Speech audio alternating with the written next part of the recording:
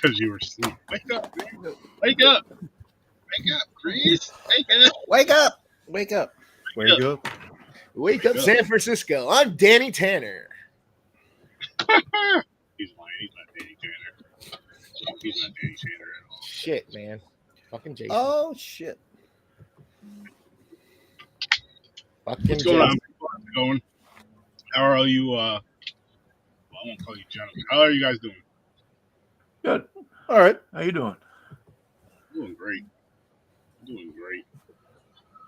Where's damn Jason? How you rad cats doing over there? Yeah. We're good. We're ready. We're ready. We're getting there. Oh, we got two Jasons on the show. My bad. All right. That's right. One doesn't talk, though. Well, hopefully he does tonight. This is the cool Jason. Part That's 7. it's gonna be like that episode of the Arsenio Hall show when he had Jason on and he just sat there. For part 8. Yes. I love it. This is the Jason that sits with the campers and tokes with them before he kills them. Right. Hey, that's fair. That is fair. And there's the man, the myth. What up, Nick? Hey, I want to apologize to the Sturd Heads. I'm sorry I'm late. I hope you guys can understand. I had to race off my show right before this. I don't know if any of you out there really knows what it feels like to hold in a piss so hard that it just hurts everywhere. Yeah. Well, I had to do that, but I had to take a shit. And that just took a little while longer. Those are worse. Hey, what's going on, Dave and Chad, man, here? I didn't even know we were live yet. I knew we were. I saw the live button. I was like, I'm going to go for it. You had to. You had to. I'm glad you did. Poor Destiny was in my show, and I'm just like, all right, it was great to see you and take care of you. I was like, all right, we got to cut. Let me explain. I got to get the Sturdy show. It's like 7:40. So, you're right. Look at this. You have to buy pizza first since you're late. Look at this. Yeah. Paul's buying us pizza. Right, All right, late. Paul. Woo! No. He's saying Inflation's over. nothing. I like anchovies and pineapple. I don't believe you. See, another one with the pineapple. I like pineapple. Pineapple. I like the Yes. pineapple around. I don't mind pineapple. I'll eat a Hawaiian all day long. Oh, Do yeah. you really like anchovies and pineapple? I love their pizza too. Now, hey, I don't do seafood. I don't do seafood. Anchovies actually almost ruined Caesar salad for me because supposedly it's actually like the Caesar dressing is actually made with what you call it. So I was like, Not supposedly, it does. Facts. well, you know. Anchovies are just tuna with a lot of salt. That's what it tastes like. I'm good on that. And I thought tuna had a lot of salt. I mean, a lot of salt. Like, there's more salt than seafood tastes. This is an educational program. Yeah, I'm an island boy. You know what I'm saying? I gotta like my coconut, my pineapple. You're an island boy. Oh, I can't have the pina colada. You know what I'm saying? I gotta find that video now. I'm an island boy. Trying to make it. Oh, sorry, I got another announcement for you. Uh-oh. I'm in a movie, and the trailer just came out. Oh shit! Oh, What is shit. it? Dave Kerr's film, The Slasher Nurse. Is he related to Steve Kerr? Well, maybe. I got that reference. Well, congrats, man! You have to shoot out a link. We'll check it out. Hell yeah. Absolutely. I'll share it in the, if it's cool with Sturdy, I'll share it in the thing. All right. In the commentos. Well, here's the private chat. Nah, he's the one that did Bloody Summer Camp, and his new movie Go Away is making the rounds now. Nice. Nice. I did finally just want to let you all know I watched all 3 summer camps or sleepaway camps. Well, when you say all 3, you do realize there's 5 of them, right? God damn it. I thought there was only 1, 2, and 3. God damn it! I thought I was done. Well, the other 2 are really hard to find. You could have said something when I posted that shit on TikTok. Well, Damn Return to Sleepaway Camp is, you can find that. That's not too hard. I haven't been able to find it to watch other than like for expensive. Yeah. It's on, seen the 4 and one, I 5 neither. found mine on Tubi. Oh, The first thanks. 3 at least.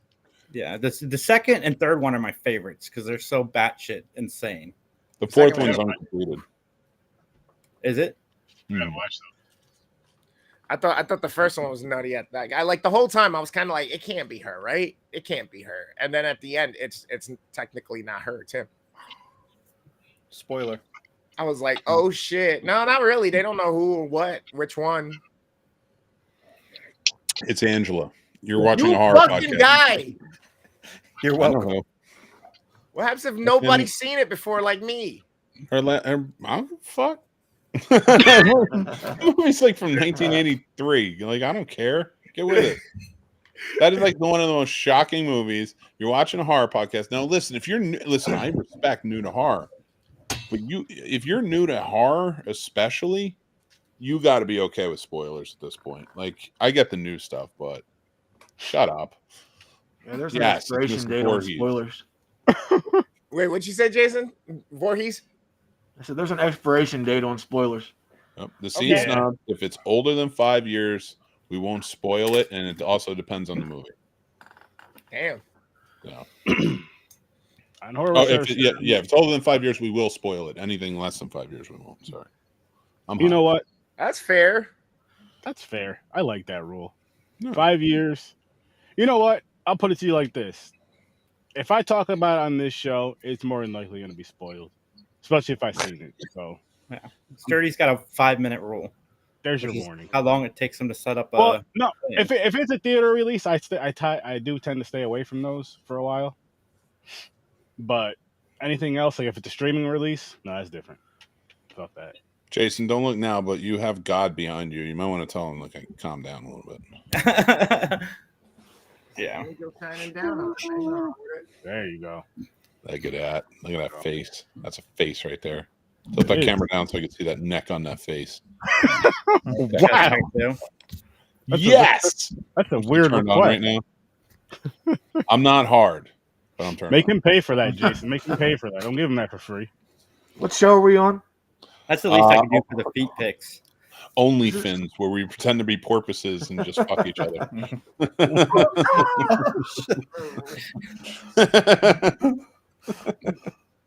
There's a clip for you. What the fuck? I guess so. Holy shit. Welcome to OnlyFins with Sir Sturdy. Nope. Don't. Like, nope, isn't that don't why find you me. keep me around? Yeah, speaking of anchovies, Yeah, leave my cousins alone. Oh my Little God. Mick Energy's coming at you, hardcore. Nice. Stop spamming emotes warning. Oh, is that you? Nightbot. Ooh, Nightbot's getting mad at Trip M. What happened to Trip M? What did they say? What happened? What's wrong I with have Trip M? no idea. You can say He's whatever just you doing want. emotions. Have fun. He's doing emojis. Oh, he's doing emojis. Gotcha. Paul, as long as you're not putting bananas on pizza, man, we're good. Yeah, I'll do this. Bananas on. What up? You want to know Alex? what's How you fucking doing, good? bro? You know what's fucking good? And I got and yeah, I'll say this because one of the most beautiful women I've ever met in my life taught me this. Paula Abdul. Only thing that ever happened in terms of teaching. I am far way uglier for this woman than need be, but slice of pizza, get a New York style pizza, just put a little bit of French dressing on it. It's fucking brilliant. A little bit of fresh Oh, what? yeah. French dressing on it. French It's dressing? fucking brilliant. The I orange shit. second that. I never liked it until she showed me that, and I was like, "This is fucking phenomenal." Yeah, when you work at a pizza place, you start to get very experimental with different ways to keep it fresh. And some of the dressings do go well with pizza, depending on which pizza it is. I have no doubt that's how we got like fucking Alfredo pizza and garlic parmesan. All that shit. There's people trying shit. Sometimes drunk, sometimes high. You know what, Paul? She was from Florida. I don't want to hear it. You fucking around with that. Now Floridians, that's a different story, but whatever. Some Jersey fine Hell dining, yeah. huh? We actively Bacon try to help ranch? make it so Mm. Sturdy can't start a show by talking about other stuff. This is how we warm up. You see, you got to warm up the vocals, Jason. Singers sing. We already let you say too much in that sentence right there. So who wears the fin first tonight? R. Kelly drips before he pees, huh? What? What? Bro, even silence. Voorhees Nobody is say anything. shocked. No, Mick said something. I was waiting The for him to host say something. No, I'm changed not on gonna say Jason's anything. mask to shock. Huh? I said all the What'd you say, hosts changed on Jason's mask to shock. He was like, Like, what the fuck? Why are we doing this? Why are we talking about dolphin sex? Oh, wow. We're back on that. All about the fish today, folks. You want to ride the porpoise. You want to smack lamb. Dine at one pink American taco stand. Honestly, Paul, sadly, no, but I need to start something. And Yeah, you do. You have a new tradition you started, Sturdoween. well, yeah, Sturdoween. That's what I do now. Started it in the 1st of September, 61 days of Sturdoween. Ended on Halloween. Watching movies, doing quick TikTok, and then on Halloween, I'm doing quite a few movie reviews, and then I'm also going to be on the Scene Snobs for episode 300 with this guy over here, and probably everybody on here. I'm assuming most of us. Don't Episode 300, right? 299. What? Episode 300. Episode For 300? Mick, yeah. Scene Snobs, yeah. So yeah, I guess you could say that's gonna be that's the tradition. That's the new tradition, and maybe add more to it. Nice. How about you, Paul? You got a tradition you do? And anybody else? Does anybody else have any Halloween traditions before we dive into these lovely, lovely films? My daughter and I, we watch the Scream movies every year, and Treehouse of Horrors has been our tradition since she was pretty much a baby. Nice. Nice. Whatever the new Treehouse of Horrors is. That's awesome. And I eat all her candy. That's fair. You pay for the blights and bills. So you deserve the free shit. I just had this conversation with Mick the other night. Trick or treating needs. Listen. Trick or treating Halloween needs to be for adults. Fuck them. Totally. Shit. They get to live with you for free. They get to talk shit for free. Use up your internet. Eat up all your goddamn food. Use up all the hot water. Knock shit over, break shit, all kinds of shit. Just cost you a whole bunch of money. Trick or treating should be for us. We'll buy the candy and stuff, or buy whatever kind of treat you want to give out, and just adults will go out and get it and dress up if they want. Dress up as something fun or funny, Halloweeny, whatever, and you get some candy or whatever. I'm kind of excited, man. This is the first place in 3 years I've lived where I'm going to get trick or treaters. Nice. Hopefully it's adults, and this whole thing can get started in Ohio. I miss trick or treating. I miss those days. Exactly. Did you ever have that house in the neighborhood that gave out full candy bars? Oh yeah, you went there twice, 2 or 3 times. Yeah, absolutely. Yeah. All you would do is switch masks or switch costumes or tops with whoever you were with. Oh yes, we hit that. Yeah, we had always this big house at the end of the street. They gave out like full candy bars. We make a lap around and go back, make a lap, and we used to stay out till like 11 o'clock at night. Yeah. And now, like, trick-or-treaters got to go out from, like, 3 to 6 or some bullshit. These little fuckers come around my house 11 o'clock at night. I'm pissed. We had somebody who gave out pop cans, too. It was great. Yeah. And then there was that other house that gave out an apple or a penny. Those will break windshields. They're changing it up around here, at least. I don't know, down in Virginia. They're for the past, like, I'd say like 5 or 6 years, it's been moving more towards, okay, we're not in neighborhoods. We're not going to trick or treat on Halloween. We're going to trick or treat on the weekend. Yeah. Like and whatever weekend is. That? It's like, damn, man, I feel bad for this generation, man. It's a lot of weird, like I feel like we're ruining a lot of traditions for kids. We are. I was gonna say, traditions aren't really existent much anymore. You know what I mean? It's sad. Like it sucks that you don't hear. It sucks that, like, and I really mean this when I say this, but it sucks when you don't hear like little kids talking about Santa Claus anymore. I'm like, when did that stop? Oh, that not in my house. Trust me, they've already started talking about Santa Claus and what they're going to ask. Oh, good. I hope that stays in there for as long as it needs to stay in there. Because I'm not a religious guy, but I do believe in tradition. Mm-hmm. Yeah, same. My daughter gets tired of hearing me ask about Santa Claus because I can't wait for him to come. All right, Jason. What do you mean by that? All the above. Yeah, man. there is All the above. It looks like your cat's on your shoulder. It kind of does. Get that pussy away from you. Yeah, like look how she looked at you. Look how she looked at you. When I was a kid, like all your friends would you call each other on the phone. What'd you get? What'd you get? And you'd be talking all the shit the day of Christmas. Oh, I'm gonna stay up all night and da da da da da. You leave out the milk and cookies. Like, fuck, Always what? knocked out. Yeah, what happened to all that shit, man? I'm starting to think our parents drugged The us. internet. I'm just getting to that point. Yeah. Capitalism. We always, on Christmas Eve, we always, no matter if we finished our dinner or not, we always got that fucking snack and that drink before bed. That shit had some shit in it because every night, every leading up to Christmas Eve, you could even stay up all night the nights before. Christmas Eve comes, forever, you're knocked out no later than midnight. Out. And you wake up at like 7 o'clock in the morning. I have a theory about that. I don't think that you are. To me, I think it's our brains do that to us. It's kind of like when you're like maybe you want to go to an all-you-can-eat buffet or some shit, right? And you're like excited. You're like, all right, we're gonna go out to eat. It's gonna be a lot. I'm gonna pig out a little bit, have some fun, and then you get there and you have like one plate, and you're like, I'm fucking full. What the fuck? Yeah, I think that's the same with this sort of situation where you're just like, I'm gonna stay up. I'm gonna watch because I see my kids do it every year. I remember doing it, and it's like, and they always pass out. I think it's just you get so excited, the adrenaline's always going, and then you drug them, and then they go to bed. Oh, see, boom, exactly. That's what I'm saying. Give them melatonin and Junior, and you're like, here you go. Yeah, there's something because there ain't no reason why we all fell asleep around the same exact time on Christmas Eve and woke up the same day on Christmas. There's no reason for that besides excitement and all that. Bring all that little shit in there. Listen. I'll save my Christmas traditions for the very merry sturdy Christmas. I like it. Yeah, I wouldn't say that I ever technically have any full-fledged traditions because I've only been trick-or-treating a handful of times that I can actually remember.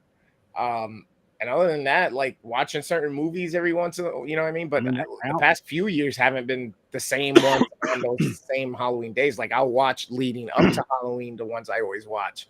And then on Halloween day, it's just like either something's newer that's out or, you just happen to find a random movie. I'll tell you what, Chris, I'll give you a tradition for Thanksgiving. You can have it. I used to do it. I don't do it anymore, but I feel like if there's any good hands that it's going to be in, it's fuck the turkey. Oh, no, don't fuck the turkey. It's a podcasting thing. Shut up. And Jason can attest to this. I used to do the Thanksgiving overnights. And what I did for him was every year I would stay up all night with and Casey, when he came back, he would stay up too.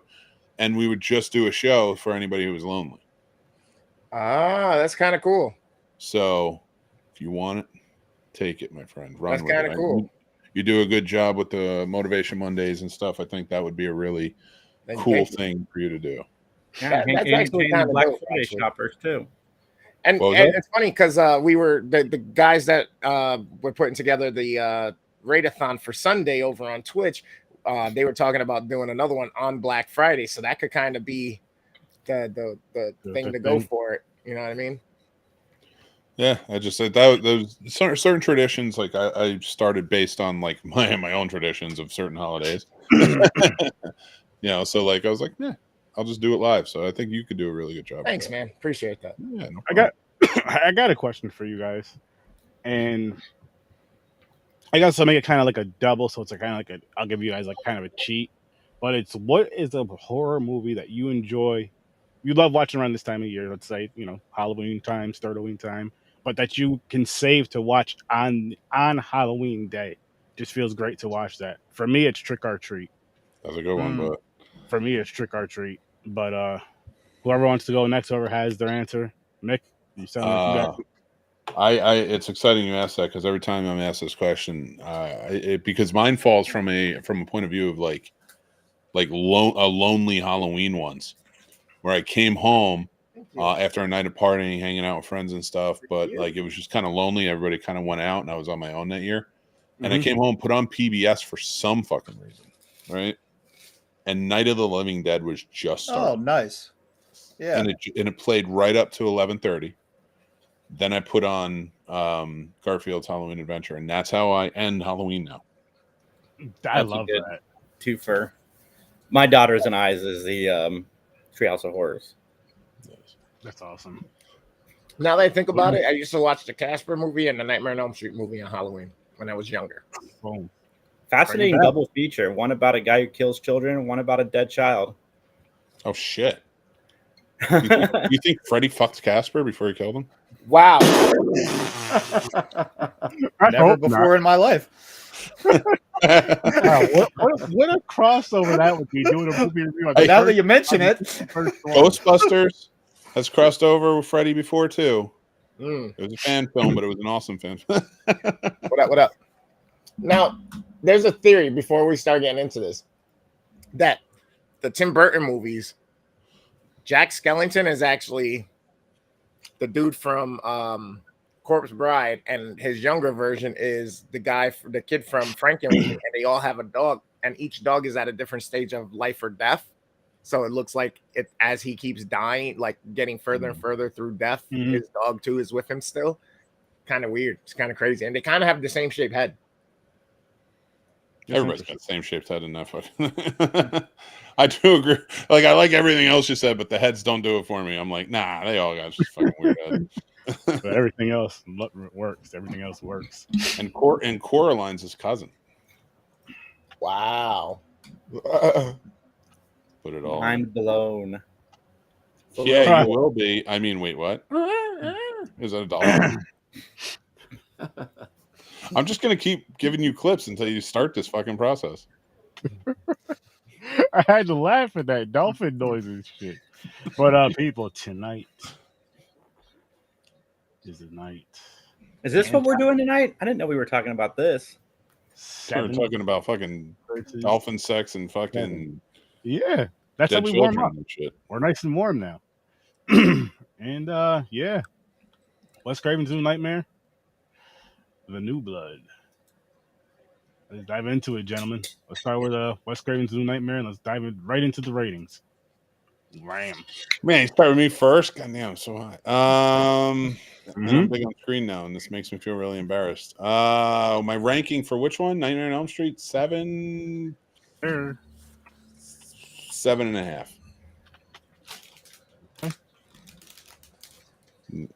9.5. That was quick. He's better than me. Lucky number 7s. New Nightmare, I say 9. Solid 9. 9? 7? Oh, lucky 7. 7 for 7. There you go. Nice. You said 9, right, Chuck? Or Chuck, sorry, fucking Dave. Yes. Did you confuse me with Nasty? Oh my! It's the name that came up when I was typing. Oh, okay. It's the hair. And no, all white people don't look alike before you guys say it.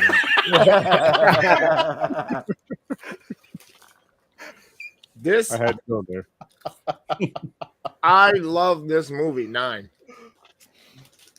Say it again while you're eating.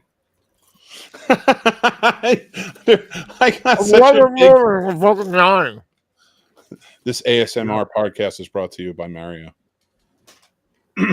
I really fucking enjoyed this one, and I'm glad that there was another one to enjoy in this franchise. 8. Interesting.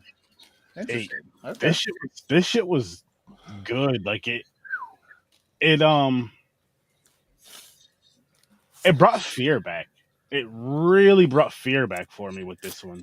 And I'm like, holy shit, this is one actually I've seen most recently. I think maybe like a year or two ago. My wife was watching it, so I just sat down and watched it with her. And I really fucking enjoy this one. Like I really this is my top 4 of this franchise, but I mean there's only 4 I like in this franchise, so yeah. And this is number 4 right here for me. Yeah, I remember back when it came out, because my dad took me to go see it, and like you guys know, this is back in 1994, pre-internet, and all us horror fans had to go on was Fangoria magazine and the trailers on TV is all we really had to go on. So all I knew was that Freddy, it was a new Freddy movie. So the first time I saw it, I remember being just kind of confused. But it's one of those movies that you go back, watch again and again. And this was a year before Scream came out, too, where that formula kind of got perfected after that with horror and reality blended together. But that's why Wes Craven's always on my Mount Rushmore, because he always did something different. He never did the same old thing. I mean, they weren't all diamonds. For every Nightmare on Elm Street, there was a red eye, but still, at least he did something different. Like him and John Carpenter would always do something different every time. And this, like, I just imagine he was getting pissed off about the shitty sequels, that he was like, "Oh my God, give me the fucking thing." And he went out there and did something, and spun the whole series and the whole genre, on its head. I saw this in theaters as well, and I said before I really like 6 for all the goofiness. And going into this, as how old was I? I was 12 at the time, I think. And this movie was complete contrast from Nightmare on Elm Street 6. It did what the 2018 Halloween did for Michael Myers. It made Freddy scary again. Freddy is terrifying in this movie, and that's not an easy feat to go from Looney Tunes to scary. I do agree that he is much scarier in this one. And something Chris had brought up when we were watching it earlier, that I agree with. Like, his look is very sleek, it's very clean. You had mentioned it earlier, Chris, and how his look is, and like it just, it takes me out of it. It almost looks like the prosthetics and everything almost look too good. And I understand, like, now he's more demonic than burned, but my problem with it was, like, you're taking this element of, like, what's scary about him out. You're showing him a lot, first of all. Like, there's no real shadows to it. And I'm not taking anything away from this movie. It's a great movie and the third best in this whole franchise, in my opinion. But you're taking the parts that were really scary about Freddy in the first and the second one, and it's almost like you clean this up quite a bit. This is this big comeback of Freddy, a lot of money behind it. Wes Craven's back, everybody's in it. And I think that just kind of bothered me a little bit about it. It's like, it just seems so clean compared to what Freddy was early on, especially for Wes Craven. And that part of it was just kind of like, that's what knocked it back a couple of points for me. I'm in the same boat, because I like that rugged look. And this one, he just looks like he has like puzzle pieces missing out of his face. No. You didn't like the leather pants? No, leather pants didn't work either. Or the green like, and blue footer. And then he has like the green fedora instead of the brown. There Just was like the subtle changes. Yeah. I didn't mind the glove. Like, I like the mechanical glove in the beginning better. Yeah. Than the one he actually has with like the bone or whatever, but it still looked dope. Like, it was like, I don't know, a different spin on everything. I didn't like the blade on the thumb though. I don't know why that bugs me. Maybe it's just when he makes a fist that it kind of, I don't Oh yeah. That just bugs me for some reason, and it kind of bounces. It seemed weird too, because like, I think that's the thing I liked about Freddy from the first one on, in all these other movies, is when he made those fists, like, but it seemed very like calculated, the way he was holding his hands and the way he was talking to people. Even in the first one, where you didn't have like a complete layer of like what Freddy was, he's still very like the movements, the way he drops his shoulder, stuff like that. Yeah. This one, I got no vibe for that. That's why, like, it's a scarier tale, which uses the crutch of a child, but it improves upon it. I'll give you that. Where Freddy failed in the previous two with using a child to add, terror. You get a really good one here, that because Micah Hughes did a really good job. But oh my God, he's terrifying. Yeah, like, I mean, like, you feel for this kid. You feel like he's truly terrified, and I got to give it to Heather Langenkamp as Nancy coming back into this and playing an even better version of Nancy than in the first two films. This was some of her best stuff, if not her best. I agree. Agreed. Agreed. Yeah, this shit was really good. I forgot how good this fucking movie was. I'm just like, and the way that the fucking Freddy movies were going after the first three, where it was just going downhill, I'm just thinking like, oh shit, what the fuck am I getting myself into with this? It's been a couple of years. And I start watching it and remembering shit. I'm like, oh, I remember I like this one. I forgot how much, but I'm just like, oh, I really fucking like this one. This one is fucking really good. And it is. And I'm fucking I'm happy that at least with the first 7 of this franchise, before we hit the remake. No. I do like that. The remake doesn't exist. Before we'll discuss those on Thursday. But I'm just saying. I burned that videotape years ago. Okay, so now, Sturdy, can you just lock in and just tell them why my title works for the next one then? The man just said it. The man just said it. I forgot you exist. Oh, yeah. That Oh, is yeah. the next episode title. That happened. Bro, listen, I love this Freddy, and I think while I was watching the movie, I had said it out loud, and I said, "This is the ultimate Freddy." Like literally, he's super scary. He's super like for it to be now also played in the real life of the movie, right? Real life, completely different element than like if he got brought out of a dream or something. This is him actively coming after you and your child. He's been playing games with you for months since Wes started having the dreams and started writing the script. And then for them to loop it around and play into Wes know what's going on. Robert Englund figures out what's going on. The guy who ran fucking New Line is like, oh shit, you too type deal. Like there's so many aspects about this that are so great. And there's so many other little things they play off of from all the past movies that then play into kind of the real world. The truck scene kill. Tina. Right. There's so many things that they go into, and I fucking love this movie. Yeah. Besides the little bit of the difference in his face, the only problem I ever had with it was in there towards the end scenes when they're in the crypt. His skin tone looks different, but other than that, the way they lit him and shadowed him and just made him look not only menacing but very, very evil, just very evil. Yeah, when but that's in the closet. I'm just blown every single time. I get fucking chills every time. And that's and I completely agree. But I attribute that more to the cinematography than the actual like makeup effects. Because for some reason, when he's in the light, it takes away that menacing feel. But to your point and what you're saying, the reason I love this movie and it's at such a high mark is everything you're saying and more. Like it's paying homage to the franchise. It's, not just the first one. It's paying homage to all of them, really, and in some way.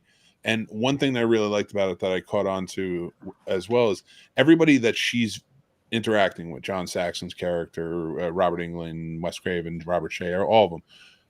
They all kind of like they know what's going on. They feel it. They're going through it too.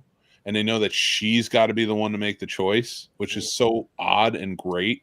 But the thing I liked about it was as much as everybody's like they care about each other and they care about her, they're kind of turning away from her a lot too.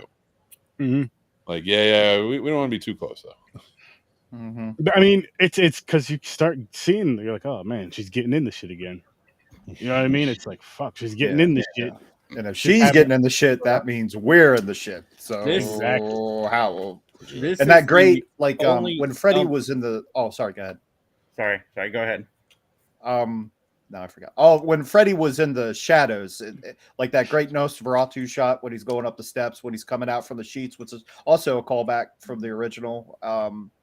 Good shit, pal. Oh yeah. This is the Elm Street movie that scared me. Like none of the other ones really had that effect on me. But not even the first one. No, not really. I saw 6 and 7 first. So I went back later and rewatched a lot of the other ones, except for 2. I saw 2 also. 2 is one I watched a lot. I saw the first 3 in reverse. I'll tell you this: when it comes to horror franchises like this, I will call anybody bullshit for the most part. Of course, there's always exceptions to the rule, but for the most part, when people are like, "Yeah," when I first watched them all in order, and it's like, no, we at that age, no, we didn't. When we were growing up with these, you watched them when you watched whenever you had the opportunity to. Yeah. And you get so many.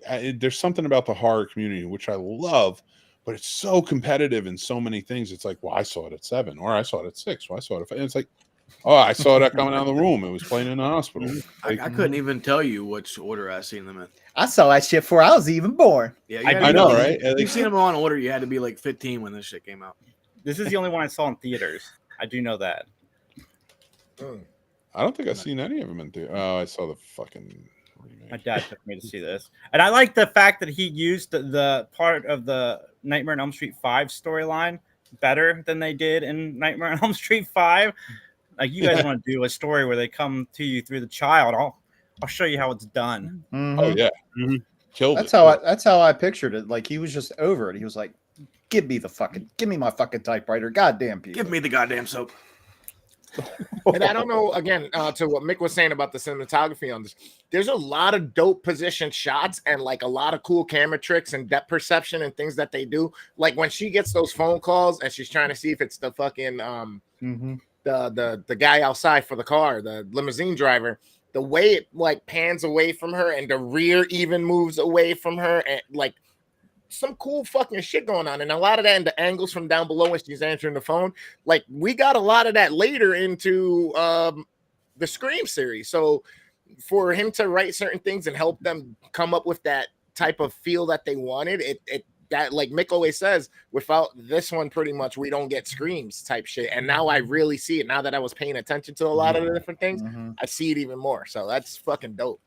That's the only reason I gave this movie a 9.5, because I feel like he perfected it with Scream, and Scream is a 10 for me. So that's the only reason this is slightly lower than a 10. Also, this would have gotten a 10 because this is my favorite in that franchise, by a stretch. I just saw Sturdy look to the side when you gave Scream a 10.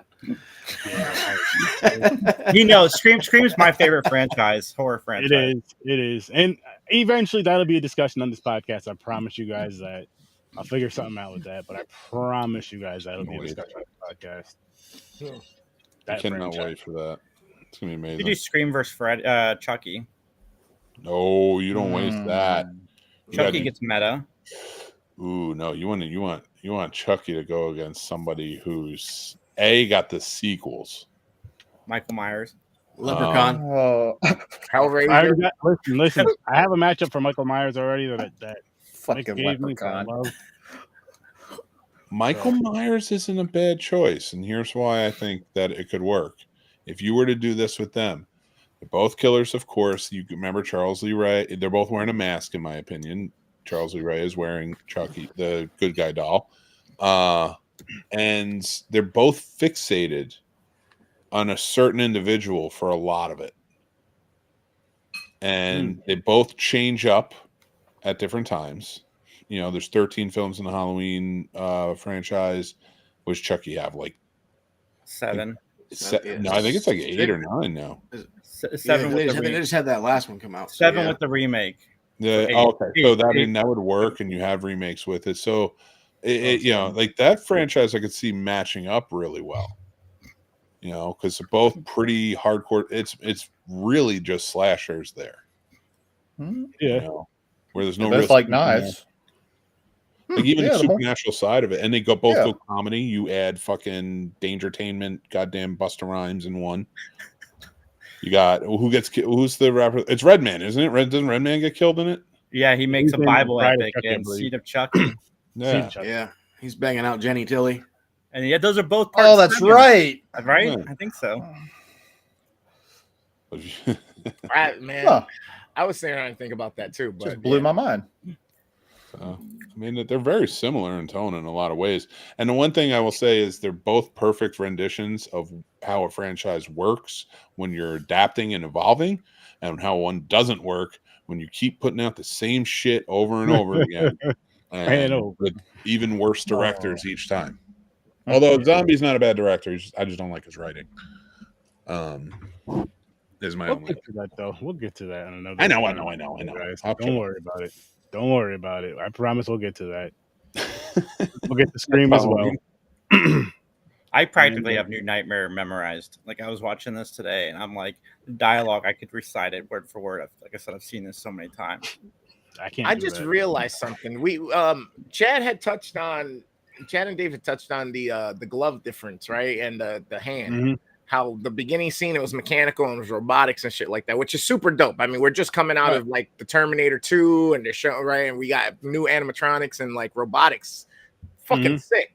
But I just realized the reason why the hand and the glove look so bad was that it's a robot hand covered with, you know, fake skin or whatnot. I never put that together in the thing. And then the bones on the outside of it with the tubes going. No. And I'm like, yo, I never realized that. But I think that's why it looks so fake and plasticky and rubbery, was because it's meant to be a mechanical hand underneath. That's, you know what I mean? That he's using. Because it comes through the fingers. It's not over the fingers or nothing either. Right. Well, with everything though, like that's why he looks the way he does. That's why he looks so sheen. That's why that looks mechanical. The whole point for Wes Craven's side of it was the way they're changing horror movies sucks. Everything is just kind of throwing more and more money in certain areas and then none in other areas, and like but they're doing everything mechanical and this, and like there's no real true terror and there's no supernatural element, this, that, and the other thing. Also, he was disenchanted by Hollywood, so, and how they do things. So Freddy coming into the world, he's cleaner, he's more Hollywood, he fits the mold. I mean, they have him in rock star leather pants with combat boots. You know what I mean? So like all of that is like, this is the new Freddy. This is the new Nightmare. But when it ultimately comes down to it at the end, he's still Freddy. You know, that's why he does look more rugged down. We're in a dream world and stuff like that. It's just like he's trying to get into her world, and then she ends up in his world, and he is hideous and ugly.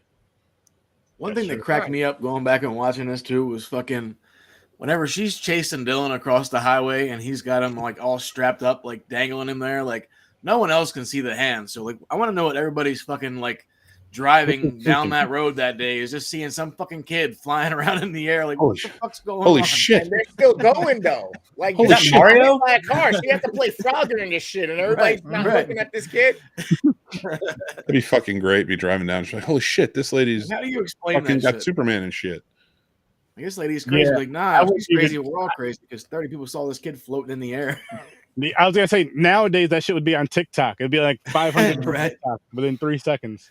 People just stopping big old traffic jam. People, oh shit, there's a kid flying.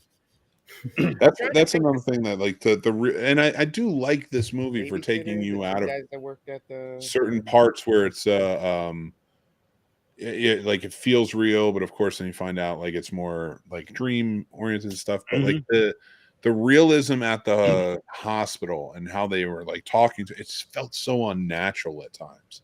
It felt like they were forcing that to be a scary situation. Like your kid was taken away because we don't trust you. You're going crazy. And it's like, it just felt like really forced. Like nobody asked enough questions to be like, all right, this is weird. You know, like nobody's going to be like, well, she did just lose her husband. You know, this kid lost her father. Like nobody asked that question. Right. But I mean, it's funny you mention that because when we were watching it, that was one thing Chris was saying, like how they jumped right to conclusions before they even asked enough questions. I was like, I agree with him, but I was like, it is at the same time, it was 1994, so shit was probably just like that. Like, okay, he has this. Like, you didn't even diagnose, you didn't do anything, you just assumed. Fair, touche. Okay, I'll leave my words on that one. as wrong as that is, and I guess you could even say as lazy as that is, but that was shit. That was the era we grew up in. Shit. See, I went back and watched Exorcist 3, and the fucking priest is just chilling in the fucking hospital bed smoking a cigarette. And I'm like, what the fuck? Times have changed. I just realized, and I never realized this before, but this is one of the least kill counts Freddy's ever had. But yet that creep factor, there was only 4 kills unless you count Freddy himself and the goddamn dinosaur. I think Freddy 5 had 3. Yeah, Freddy 5 had 3. Oh, really? Yeah. He doesn't kill a lot in there. He's mainly just annoying her. No wonder. Freddy in total. Freddy in total only has like 39. I think he has a I lowest. was gonna say 39 or 40. I think total some shit. But his kills in this one were like really fucking personal. And that's the kind of cool part in the contrast too between two movies and part 7 here is because Freddy had very few kills. Jason has so many more, but then Freddy, we get to see the kills, and then in fucking Jason 7, we barely saw any kills. Like we see him kill people, but we don't get to see the effect as much until maybe later. A still shot. There's an unfortunate reason for that too. I know the fucking the NCCA or whatever the fuck. That bullshit. Yeah, because there was some dope shit, and then even like the deleted scenes, unfortunately, got destroyed. That's something that should have been like put out on the Blu-rays by now, especially on the ones that the fucking blast that just came out. Because that's I was just gonna ask you if anybody knew if a director's cut existed. If anybody knew, I guess not. I guess not. Not now. Wow. Yeah, I was just thinking about that. I was like, yeah, not never. Yeah, I love that. Shit. That's my which I mean, We could finish up on Friday and then hop on over to Friday the 13th. Oh yeah.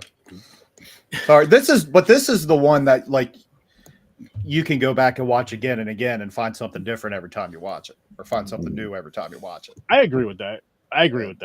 So this is one that you could have a whole episode easily for just for we haven't set favorite kills out of the 4. Oh, that's right. The babysitter. Yeah, babysitter. Actually, you know what? Because that's a throwback to the Tina. So yeah, I'm gonna agree with that shit. That's perfect. Yep. And that was my favorite kill in the original, but in the first one. Mine too. Same. So boom. Simple as that. Everybody likes the same fucking kill. That was easy. Mick, what was your favorite kill in this one? You didn't. My favorite kill is Chase's kill. The Tina in. one's cool. I mean, and I love that, but it didn't have the same gravitas. I love the idea of going and turning the whole. I'm a sucker for nostalgia. I lit up in the theater when as soon as he said, "Hey Dylan, you would ever play Skin the Cat?" I knew what was coming, and I just lit up. Oh, but there is a nostalgia to it because of. Yeah, I love it. I'm a sucker for it, man. No, Chase's death was almost part like 5. What's his name? Dan. Dan. Yeah. The boyfriend. When they graduate high school. It's similar. It's not the same. It's similar. And I kind of dug that. Oh shit, that's right. The dad's motorcycle. Yeah. The dad's killing. Oh, holy shit. No, you know what? I take that back. That's my favorite one. That shit was fucking. Yeah. I forgot about the whole. And he was playing with his penis first. Mm-hmm. Yeah, I mean, it's his chest. It tricked you though, because honestly, I thought he was gonna rip it from like the nuts up. That would have been fucking wild. Like if you rip my nuts, just kill me. Just finish me off, right? If you're gonna do that, just finish me off. That's it. That'd be horrible.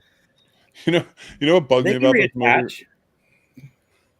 You know what bugged me about this movie, real quick? Just from a filmmaking standpoint, is that like everyone in this movie, I don't care how big your franchise, your movie is, you're not all just hanging out talking to each other on the phone when you don't work with each other a lot. And I'm sorry, but like John Saxon is not best known for Night of the Living Dead. That dude was in Enter the Dragon. Right. He's not calling up Robert Englund and like, hey, you want to go play golf? Like, they're just not. It's not really how it goes. Like, yes, you were friendly, and I could see the friendship between Heather and Robert Englund because they always have to go out on tour together and do stuff like that when they were doing movies. So I could see that, but like, you're 10 years removed from doing these movies, really. Like, I mean, yeah, third one, but for the most part, you're off doing your own thing. You're not always talking to this. That's not your main core group of friends. That's what I'm saying. Or Johnny Depp would probably be there as well because, you know, God knows he loves it. That's how I segue out of this because that's really all I'm pointing out. That's all you got. That's all you got. Final thoughts on New Nightmare? I'm just glad it lived up to what I expected it to be. Like I said, I like the storyline. Like it's definitely has the scariness back of Freddy, but I just didn't like the super clean, non-dirty, burned up looking Freddy. Yeah, I respect that. Like the comedy was still there, but all right. Yeah. You guys ready to hop on over to Friday the 13th? The New Blood. Right to ratings, and I'll start out with you. Oh, bro, you. Listen, what did I give? What did I give? Fucking 6. 9. All right, so this one's an 8, and literally for the one reason that I had just said prior, but we'll get into it. I don't remember what that was, but all right.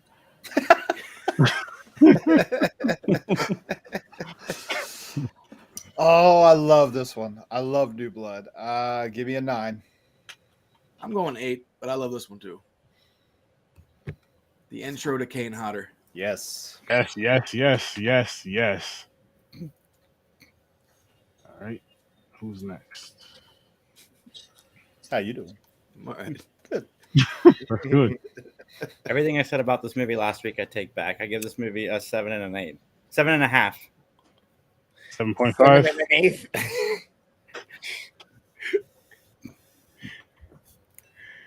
This Friday the 13th franchise has really surprised me. Oh God. Hello. I give this one an 8.5. Oh, nice. Man, Am I allowed to say any more, or is that it? Because everybody's saying. I thought I was supposed to only give my ranking. 10. Oh, They're all 10s. 10? I don't know if this is a 10. Yes, this is my favorite one. This is my favorite one, so I was gonna give it a 10, regardless. They're all 10. 6? Have you given any of them not a Yeah. 10? Yeah, part 5. I guarantee you it has something to do did with you the give 3 a 10? sleeping bag. He's giving them all 10s. Really? I love this franchise. I really love this franchise. I'm not gonna hide behind it. I'm not gonna lie about that shit. And like, especially the first 7, maybe even I'll say the first 8. After that, I still have love for it because it's Jason, but it's not the same love. I'm not gonna lie. It's not the same anymore. We've grown apart. After Jason Takes Manhattan, it's not the same love. I'm there with you. I have love for Takes Manhattan too. I thought I was alone on that mountain, but That's one Oh of my no, favorites. there's a few of us, and again, people, we are going to get to Jason Takes Manhattan, Jason Goes to Hell, and Jason X. We are going to review those and discuss those at a later date. Do not worry, I promise those are going to be knocked off, knocked out, and all that good shit. But maybe. I'm feeling kind of froggy. Leap. Then croak. What are you talking about? Holy shit. Oh Jesus, Oh, Jason. That was the line. We crossed the line with Jason. Don't fuck with frogs. Guys are too fucking weird for me. My internet went out. So Sturdy released a clip of us talking about our favorites between the two, and I chose Freddy. And like I said, New Nightmare is top 10 all horror for me. But this franchise is way better. Like way better. 7, I thought I hated 7. I haven't watched 7 in 20 years. I thought 7 was fantastic. Like I love this movie. And again, it feels like a natural progression from 6. Like all of these movies feel like they're part of the same franchise. I should have blew him up for that, and the reason why is because I don't mind admitting when I'm wrong. I don't mind changing. No, I appreciate that. I appreciate that. But all the shit he was talking about, part 7, last episode, that's your favorite? How is that your favorite? And all this other shit. It's not my favorite, but no. It's my favorite. And then he watches it, and he had a great fucking time with it. I have seen 8 recently, though, and 8's atrocious, but we'll get there.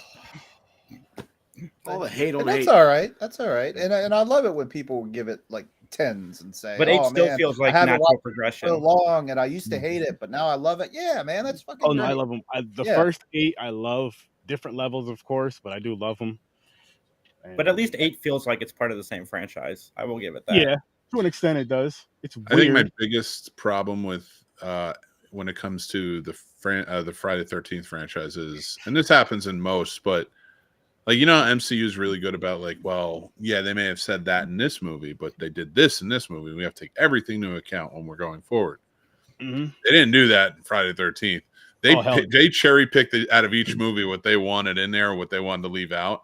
And sometimes you're just kind of like, all right, come on, man. It's like, that's a lot different than what you were like a movie ago. Like, calm down. But that's my only biggest gripe about them. Yeah. The fact that they can keep the story together with the Jason character being the glue, and then, you know, even though we have a couple where it's not Jason, technically, it's, you know, I mean, it's like they still keep it all together. Yeah, there you go, part 5. They still keep it all together, which helps enhance the collection of these movies as a franchise as a whole. But to say that it's still better than Nightmare, no. I'm sorry. Definitely better. This is so 6 on right now is where I was like Team Jason, and then this is down a peg for the simple fact of the situation with the NCAA and them not being able to show some of the gore and whatnot. Although I am not a gore head, the way they did it for Friday the 13th in that style and showing things, and Henry Manfredini did his fucking thing. If we could have got the same vibe and energy from 6 with the effects and all that shit into 7 now with having Kane's acting, the more physical stunt thing, and, you know, him being on fire, and this chick using her telekinesis, which this is technically, I guess, the thing that never happened now that I think of it, right? This is Jason versus fucking Carrie, or versus fucking that was the idea. Chick. That was the idea. Carrie. You know, the idea was always they wanted Freddy versus Jason. Yeah. But that shit wasn't gonna happen. So then it became like, well, what can happen? And turned into this. Basically. Yeah, but that's the only reason it's down a peg from the last one is just because the visuals weren't all completely there and as tight. Acting was okay for the supporting cast around Jason or whatnot, but Jason himself from 6 and 7, that's the Jason that I always think of, the visceral powerhouse, just fucking endless machine of killing. And the pacing does that with this. We get the iconic kills like with the fucking the sleeping bag, buddy. Sleeping bag, the horn to the eye, and it makes the sound. You know what I mean? Like there's certain things about this movie that are just fucking dope. Finally seeing him on fire. And again, this time, this dude literally completely gets blown up in a house. His mask is shattered in other places, and he's still walking, coming at you with chunks of him missing. Rough day at the office. I need best makeup. My favorite Jason makeup. His makeup in this was fucking sick. Same here. That, same here. The spine, that those little touches like that, his spine showing, and every time they use lightning or electricity to bring Jason back, they could do that in every movie, and I wouldn't be mad. I love it every time. I'm always reminded of Frankenstein. Yeah, Mother Nature is using her power to resurrect the monster to take out these fucking punk kids. Good shit, pal. There's always something where Hollywood's got a Hollywood in these movies, and this time it's that Jason even comes back because this chick was trying to bring her father back. So you didn't realize the different vibe and the spirit you were feeling, that you like, you know what I mean? Like, but she doesn't know how she did it as a kid either, though. When she made all that shit happen, she just kind of. I feel like she just wanted to scare him more than anything. She didn't really want him to die. No, I know, but I'm saying on the bring back part, she went to go try to bring her father back and accidentally brought Jason back. No, but I'm saying she's never. I'm fucking with a bad guy here, not my dad. You know what I mean? Like you don't hear your dad's voice, you don't feel your dad's presence. You might doesn't have control over it yet. She doesn't have control over it. She doesn't have control over it like that. Yeah, Weekend at Bernie's had to come in and teach her how to do it. Yeah, he did. Oh, Bernie, nice. News Cruise. She magically got it at the end, right? Yeah, well, Charles Xavier wasn't there to help her. Exactly. She needed a school for the gifted. She did. She didn't get it. But going back to the kills, though, if they could have been gory like they should have been, oh my! Imagine. That's all we can. I think this movie would get a lot more love than what it gets. I think it would get a hell of a lot more love than what it gets. I think it would be up there with 6's love, honestly, because 6 gets a lot of love, and it is They brought the boobs in this one. Yeah, they did. A lot. They made up for the last one. Yeah. They're like, fine, we can't show gore, we're showing titties. Basically. Everyone's showing their boobs except for Carrie or whatever her name was. Oh, Laura Parker. And the mom. And the mom. Can we talk about that situation real quick with the doctor? Yeah. Fucked up. How the fuck you gonna use her as a shield, bro? Oh, that's right. Yeah. Hold up. Let's put ourselves in this situation, right? It's not your significant. It's nobody you're attached to. Who cares? Grab them and run, or leave their ass and run. Let them get killed on their own accord. He was a chicken shit weasel, and he got what was coming to him. That's it. He did. He definitely did. Shit. So what do you do in that situation? Do you just run? You don't grab her? You just run? Whatever happens, happens. The arm and you fireman's carry. Get the fuck out of here. Fuck all that shit. I'm not doing that. The best I'm doing is I'm running. I'm not grabbing nobody. No, hell no.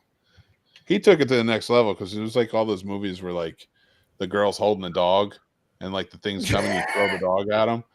This he was like, "Nah, mom, see you later." Later. That's horrible. Shame on you. She must have been late on the doctor bills. Probably. I love the pissed off Jason. Okay, I won't push her in the way, but I'll run. Oh my god, yes. You can't even see his face, but man, he looks he's mad. pissed off. And, he's been pissed since part 6. Yeah, and he should be. And it's I love it. I love Kane's the body language. Through the back, that was fucking like. That's one of my favorites too. See, and again, I give Kane his credit because it's due, because he did it for 4 movies, but at the same time, 6 is to me what set the tone of what the movement of that character is, and Kane just ran with it, so I can't give him the same amount of flowers that everybody gives Kane. Yeah, he did a great job for 4 movies creating that, but without 6 being there to give you the quick snaps and Kane wouldn't have been doing that. Who's to say that? Funny is Easy, because what do? We emulate. Kane had to emulate what the character was, and the last reference he had was 6. To an extent, because if you watch all the movies, each Jason has their own movements, their own walks. And that was the best one, and he chose to copy and make that one even better. So yeah, credit due to number 6. Well, at a con one time, I heard Kane, CJ, and Warrington arguing with each other who's the better Jason. Those are always awesome. CJ was the one from 6, right? Yeah. Yeah. I'm team CJ. I like you, Kane, but I'm team CJ. You can't take away from the people who showed you what to do. You know what I'm saying?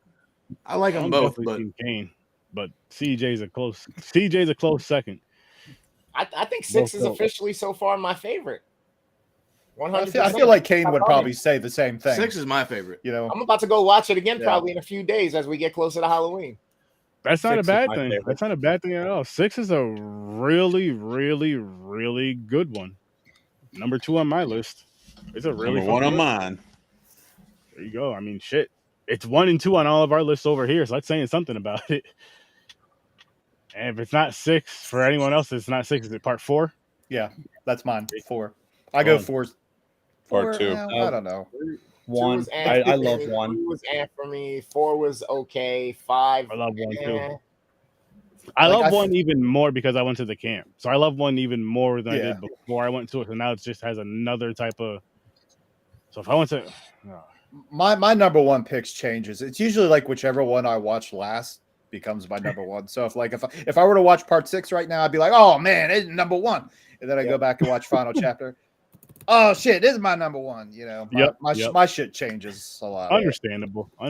Back in the day, I would have said Jason Goes to Hell is my favorite Jason of the series, and then Jason X, they can interchange. They fight for each other just because Jason X is so completely different with space and the absurdity of it. And then you got Jason Goes to Hell with it's just a slash kill fest. It's just every fucking like I think we got like every 5 minutes in this movie we had a kill, and even though we didn't get to see it, I'm almost positive Jason Goes to Hell might push that limit again. You know what I mean? To the like 4.5 minute range or some shit like that.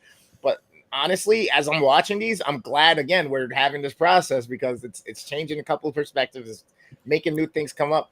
So even if like right now, if someone were to come ask me, yo, you like Friday the 13th? Yeah, but only watch 6 through 10. For you? Yep. That's fair. For me, I'd say for Friday the 13th, I'm gonna say watch them all. It's my favorite franchise.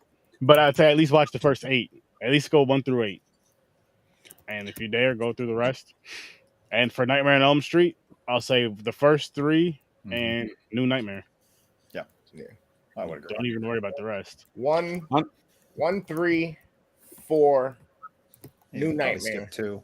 Okay, here's where I have to agree with you guys. I think these are 2 franchises in a whole, like not just horror, that I think you should be willing to watch them all in each franchise. Oh, I'm gonna. I can't even say that about Star Wars. Wow. I can't even say that about Indiana Jones. But I think these 2, as bad as some of these movies are, they do a good job. Robert Englund does a good job. Jason is a dynamic character that, even though he's very 2-dimensional in a lot of areas, there's a lot of story just always built in every movie. And it just adds to the legacy. So I just say you need to watch them all. You know, love and hate. They're just fun, man. Just you know, I agree with that, and I'll even say, shit, watch them all the way we just fucking watch them together.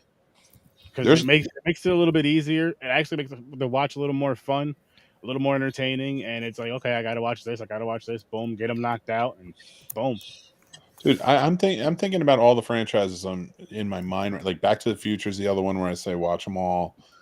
But like The Godfather, I don't even say like you have to watch them all. You know, like it's so crazy to me that there's not many franchises out there that I would say you gotta watch everything. You gotta do it all, and movie based wise. Anyway, I got one for you, Mick. I got a quick one for you for our verses. 2 non-horror franchises you would put up against each other. 2 non-horror franchises? Yeah. Let's say 4 movies plus. I think it was the franchise, right? Okay. I'll think about that. I'd like your response. I'd like your answer on that. Terminator versus Alien. Nice. Oh, well, you said Good non-horror answer. and Aliens horror. So, Well, Man, I it's don't know. You sci-fi. could. Sci-fi / horror. It's borderline. But if you want to go 100% non-horror, you can choose another if you want. I'll tell you one of the great ones I would love to do, and really have a good conversation about it, not the bullshit. Star Trek versus Star Wars. Oh, God. You're gonna blow the I've internet seen up. that's something I would love to fucking watch because I don't have enough knowledge about either. Nor would I want to disrespect people who have that. I'm a fan. I'm a casual when it comes to. I'll throw it on and enjoy it type of deal with shit. Maybe I'll watch it when I go to bed tonight. But I wouldn't want to be on a show where people are. I wouldn't want to waste a spot where people are talking about that are really, really deep fans of how we are for horror. No, I would absolutely make you do it. First of all, it's your show. Secondly, like even if like we did it on the Scene Snobs, this is your concept, dude. So like you got to be there. 2, I want your fresh perspective of rewatching everything and not being that deep of a fan. I don't know if I'd want. Is to it go back movies and or watch shows? Everything. They're movies. They're movies. The movie. I won't watch the sequel trilogy. Yeah, Star Wars I won't do versus it. the You Star can't Trek make me. movie. Well, that's the good part. If you start with the original 3 and you do it in the order that they came out, and so you would have there's 10 movies in Star Trek if you don't count the J.J. Abrams, but if you count them, there's 13. And then you have Star Wars, which is 13, 14. So it could be done. It could be done. Chris looks like he's ready to like fucking rip through I would completely do that shit. I'm do or do thinking, not. There is no try. Chris, we have a couple of co-hosts we need to talk to because this is something that'll be real good and real smart for us to do. And we already do 2 movies a night anyway, so it's easy versus unless Scene Snobs. No. I better be invited at least. You already know the door's open. You already know the door's open for you. You're like, I've got to talk to some co-hosts. I'm like, well, can I be one of them? I just came up with the idea. No, he was talking about the guys on Popcorn and Planes. Yeah, that's where we can do those movies with our shit. You know what I mean? If we could, a great source for both franchises would be Casey, and I'm sure he would be happy to do it. That dude knows everything about both. I would love to have him on. As long as he wants to be on, if he's on, I'm just saying. He was just such a source. I might argue even my kid. He's fucking crazy about Star Trek. Hey, all I'm gonna say is, is he allowed to hear cussing? I'm from Jersey. 1. Well, I mean, 2 o'clock. There you go. The show starts at 9. No. I'm kidding with you. We wouldn't invite him on, but shit. I'm just saying, if he's a super fan like that. Well, he's the one that knows the most when we do, because we have the Star Trek podcast. Yep. And man, he brings it, dude. If he wants to come on and bring some facts, he's more than welcome to. Even if he wants to do a quick little video facts to pull up, you can do that too. Either or, whatever you're comfortable with. It works out well for me because in March we're going to start watching on our show. Oh, just so you guys know, and anybody who's watching, I have a show called Warp Factor Fiction. It's a chronological rewatch of Star Trek. Gotcha. So right now we just finished Strange New World season 2. We're going on to Star Trek: The Original Series season 1, and we do this each month. We'll come out with a new season, 2 shows covering another season in chronological order all the way through. We are taking a 2-month hiatus. We're going to have 2 live specials, but we'll be coming back with the original series in January. So it's going to be an interesting one. But it's a lot of fun, man, to rewatch something that in-depth, huge and in-depth. Yeah, in-depth is probably a better word, but for All in Order, it's bonkers, man. Like, we've seen some shit. Scott Bakula is a good start. Some shit. Love Scott Bakula, man. Which of the just to rally us back here, which of the 21 or 18 kills in this one for Jason was your guy's favorite? Sleeping bag. Sleeping bag. Gotta be the sleeping bag. There's, but yeah, I mean, the sleeping bag was good, but there's some good ones in this. Like, It's just fun and original. Like you never seen it yet. Yeah, I think that's the big thing that takes it for me is that Oh, I remember never seeing anything like it until I saw that. But then it's like, why didn't somebody think of that before, right? Kane always said that's his favorite Jason kill like, that everyone has had.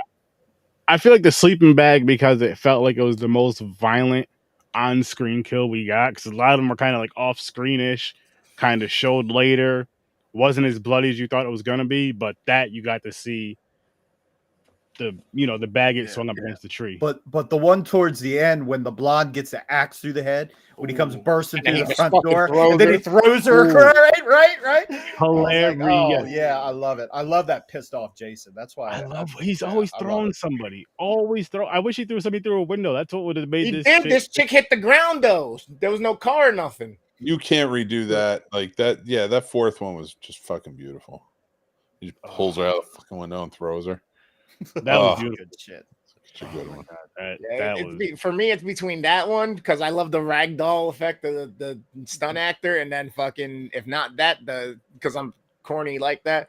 When he shoves the fucking party horn through the bitch's eye, and then it fucking like just for a quick second you hear it honk as it's going through. For her me, eye. see, that type of kill would have been so much doper as if it was gory as if it was supposed to be for me. Yeah, that's why it's not up there like it should be because the concept of it is fucking awesome and hilarious. But it's like if they had the gore with the eyeball hang and all this other shit. Because it's the same with the sleeping bag. Like I think he just whacked her on the tree one time in the movie. Yeah, I feel like it should have been like 6 or 7 times, and maybe it was. Jason X. I was gonna say Jason X. That's why I love. Yep. Jason X. That kill's always been my favorite. There's a scene where he's beating her up against the tree, and he looks at her. He's like, "What the fuck?" And he starts doing it again.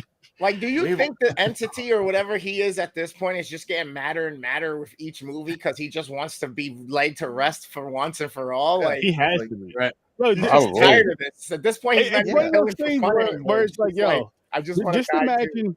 Just imagine trying to go to bed, right? Like, and not even having any sleeping issues. You just lay down. You just wake up easy. So you lay down, and every time somebody comes in your doorway, which for Jason it's Camp Crystal Lake, you wake up like, what the fuck? Like, I'm just trying to fucking sleep. Leave me the fuck alone. Yeah, it's like we all know how aggravating that is. Imagine how he feels. Parents know exactly what I'm talking about. But they created that problem. It's true. Does anybody think the end was weak? The end to this one? Yeah, I feel like the end was a little weak with the father coming back, doing the choke with the chains, and then coming down and like grabbing his feet to get him into the pool. It's like, okay, you were choking him out a second ago. How come you grabbed his feet and now he's falling back? I'm confused. Well, I feel like the Avengers theme should kick in like right when he comes out of dun, dun, dun, dun, that's the only thing that makes me fucking event. Like that one bothered me because I was just like, first of all, Jason's body has been breaking down in the lake, but you're good. Your cardigan still stands. Okay, good. But yeah, no, it just that the whole thing was like that ending. I wish it kind of bitch moved Jason, and it actually kind of bitch moved her a little bit too, because it's like she was powerful enough to defeat him. Yep. It would have been so much better to have like chains come up from the lake and wrap around him and pull him down, you know? I feel like this was probably like Nightmare 1 where they didn't know how to end it, and they probably had a couple endings in mind, and I wonder if maybe that was one of them. I feel like they weren't sure how to cap it off. Would you have him be tied back to the Rock, Mick? That she maybe not the Rock, but like just because he was under something in the 8th one. Is what happened. Then he got shocked by the cable that was down there. So like, I mean, you could just like, I mean, if I had done it like that, it would have just been her powers sort of left over. They're just wrapped around him now, and he's just stuck in the water. And you could have went underwater with him wrapped up and still blinking, you know, or something. So it still can, you know, kind of come out of it. If he's all wrapped up in chains too, he's going to be on the bottom of the lake anyway, so he'll be sinking from all the weight. Yeah. Hire us, Hollywood. I mean, technically, I think she's the one person that could have ended it for good with him because she could have just used her telekinesis to like crush his head or something, or make it explode or something. You know what I mean? Possibly. But I mean, where there's money, there's more of a franchise. Yeah. That's And the I'm thing, not because mad. usually studios won't let you kill somebody off. Oh, you got to leave the door open. We want to do a sequel. We want to do a spinoff. Yeah. Dexter. Yep. Oh, Just won't. Nope. Can't kill him. Can't kill him off. He's dead though. and that's the funny part is fucking that was why Wes Season 8. Craven couldn't stand Bob Shea after the first one. It's because he did not want that. He's like, this isn't a franchise. This isn't. I don't want sequels. Like, this is my movie, and they kept him alive. And And the crazy thing is because as fans and being fans of these franchises for over 30 years, each one of us, it's like it's hard not to complain about the sequels because you enjoy the sequels just because they're there, and then it's like this is the popularity of the character that made us love the character more. But then you think about it, you watch like the first few of these franchises, and you're like, yo, they'd be good with the first X amount, and that's it. And Can't hear you, Chris. I know. I was talking to my chat. When are we doing okay. Freddy All right. vs. Jason? Yes. on Halloween. There you go. So the Ooh. 31st, you're gonna want to be here. That's a Tuesday, right? Yeah. Si, senor. It'll be early. It'll be at 7:00 that night, actually, because we're going before episode 300. yeah, I feel bad. I was like, I moved it to 9:00 because your show starts at 8. I don't mind moving it to 7 though, because in case we go longer than than expected, it won't be too much. It won't be too bad. It won't go overlap your show. So give us some time. Give us some Bring a breathing. costume.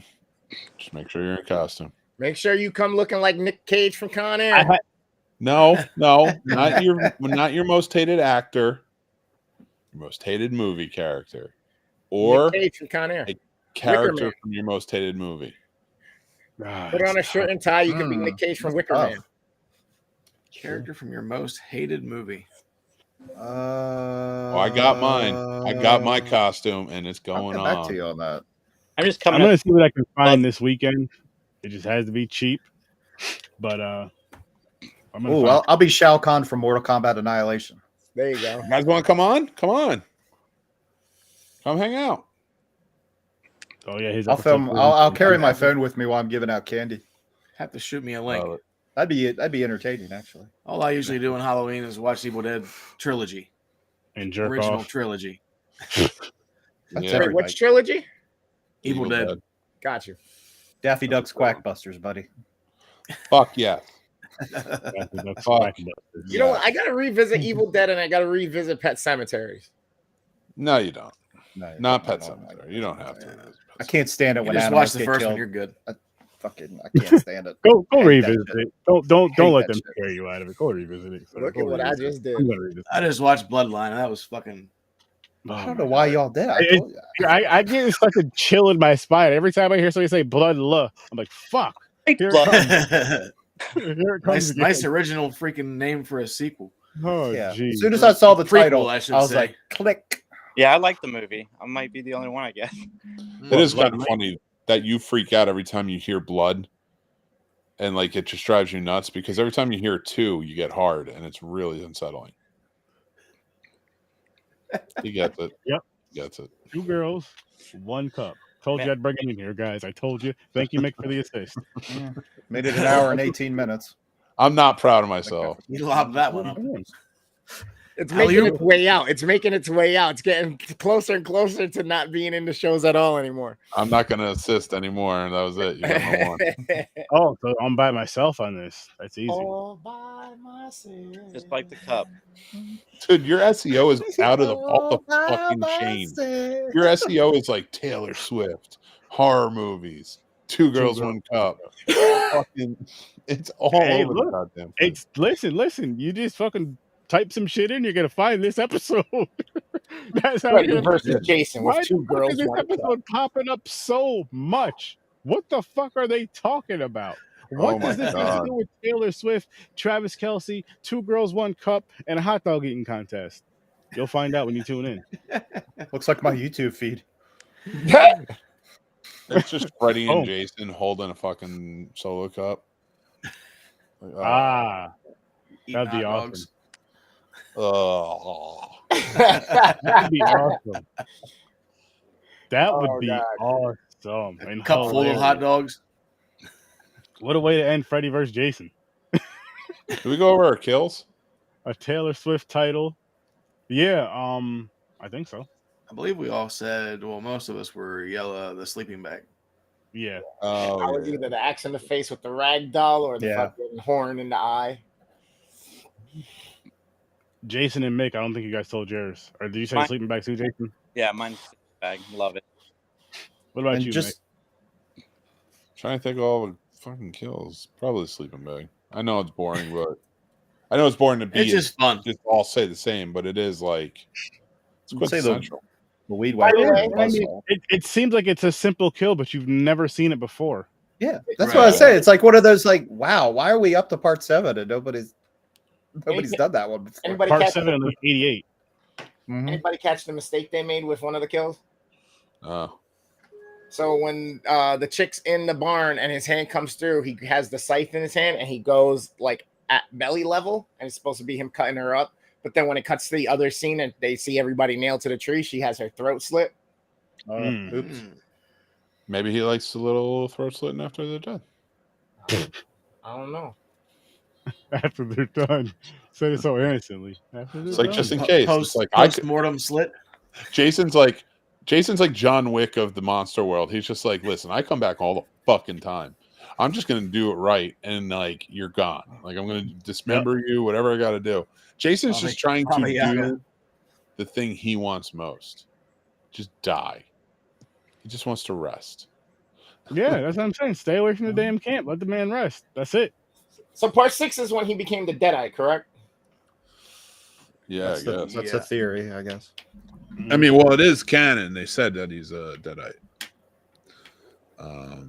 And That's why they always try to get the Jason versus Ash shit going on, but it never happened either. Jason versus Ash versus Freddy. That was a comic, right, or some shit?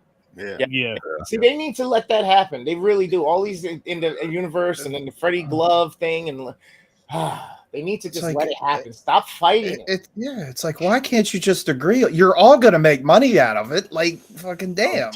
And we have great examples of this now because of Marvel and the shit they had to do with Fox with the Spider-Man IP. So it's foolish at this point for them to be having this much fucking ego that they think their shit is way better than everybody else's when it can enhance everything. Well, the mouse is eating all the studios up. Well, Freddy versus Jason versus Ash is now a pipe dream because there's no way they're getting that cast back.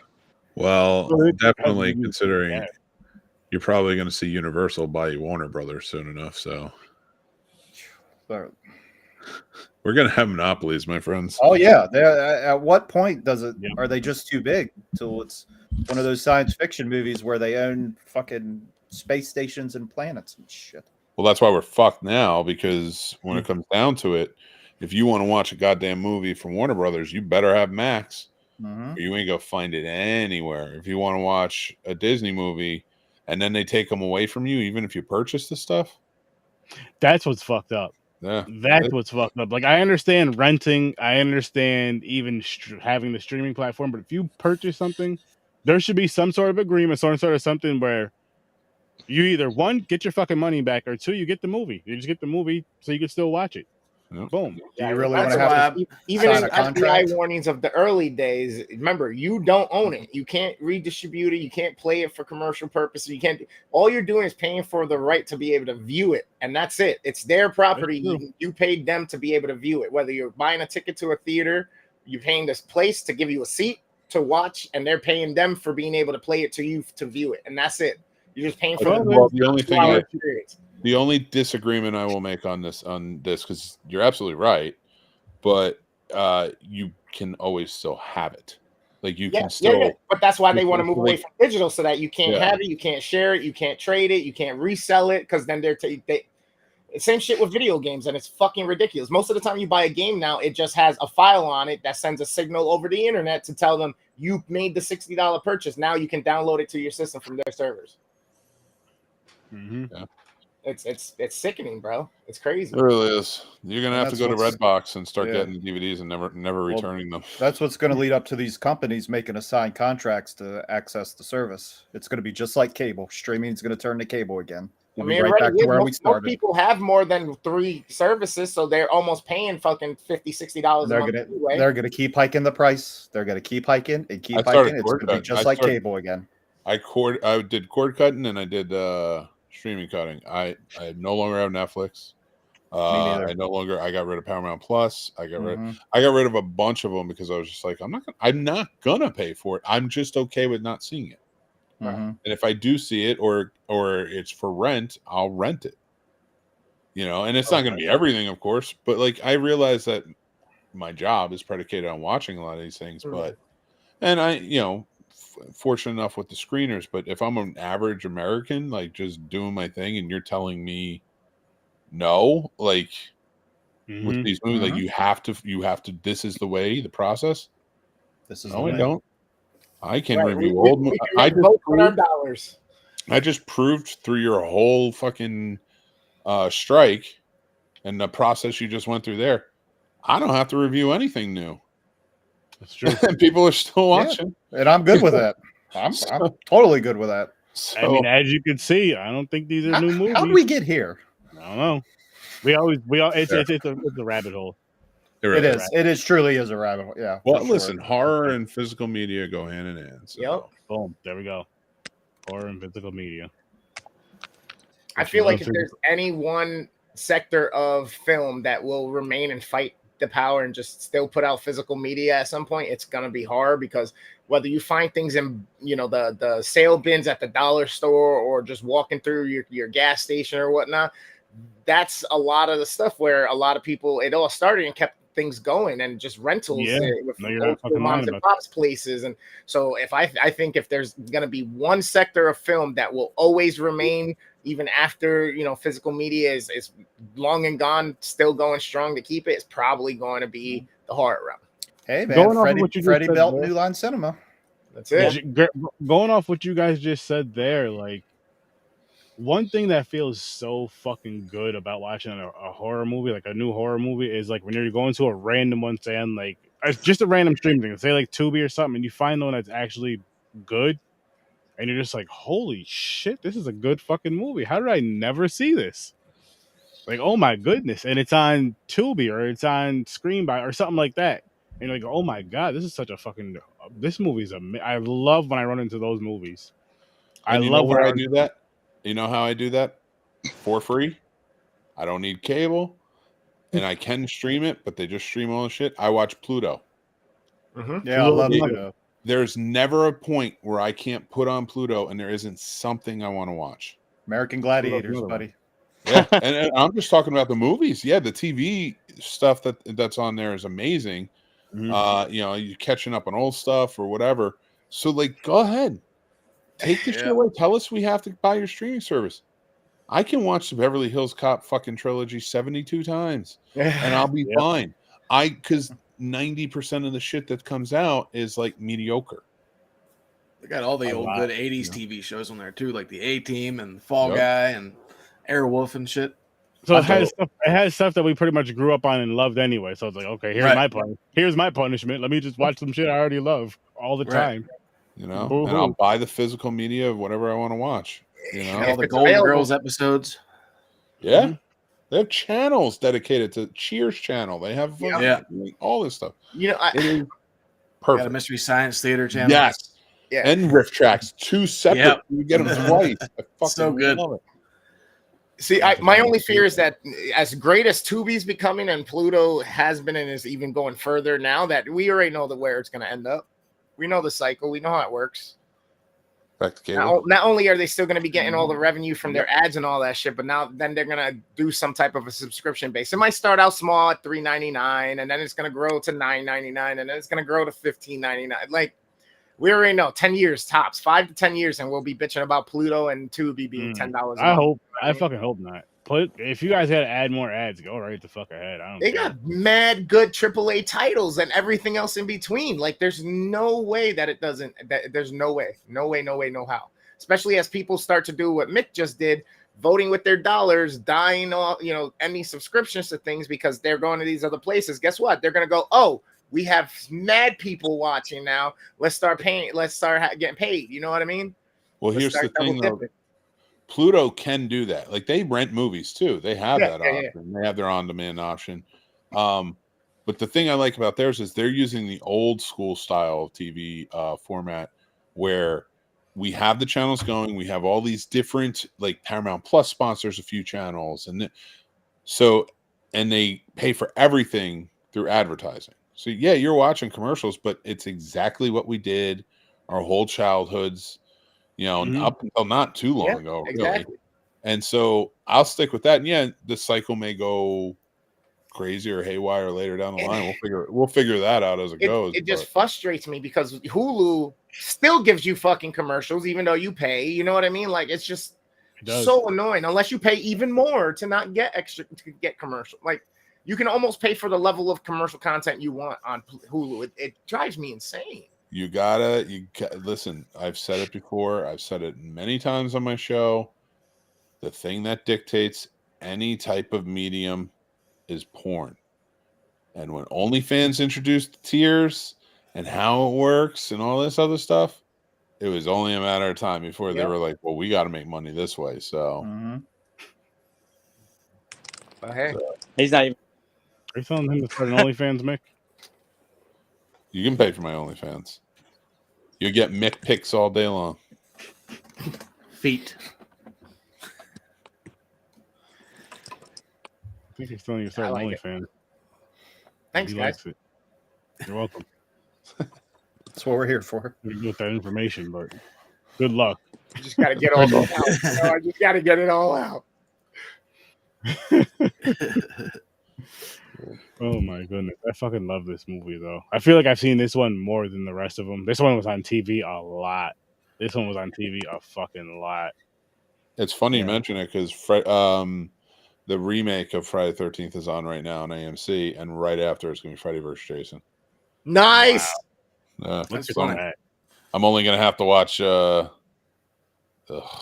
remake of Freddy. You wish it was flipped around now, huh? No, take your brain out. Take your brain out. Take your normal emotion of what you usually have for it. Remember, you're going down this experience here with Horror with Sir Sturdy. Exactly. And we're doing it for a reason. We're coming up to great rebuttals and debates here. We got some good shit. Yep. I have faith in you, my friend. I bet you your mind changes again after this next watch. Just a little bit. A little bit. Mine will not. We'll see. We're talking about the same movie here, right? I can't do that one. Not with Dan. Like him likes that movie.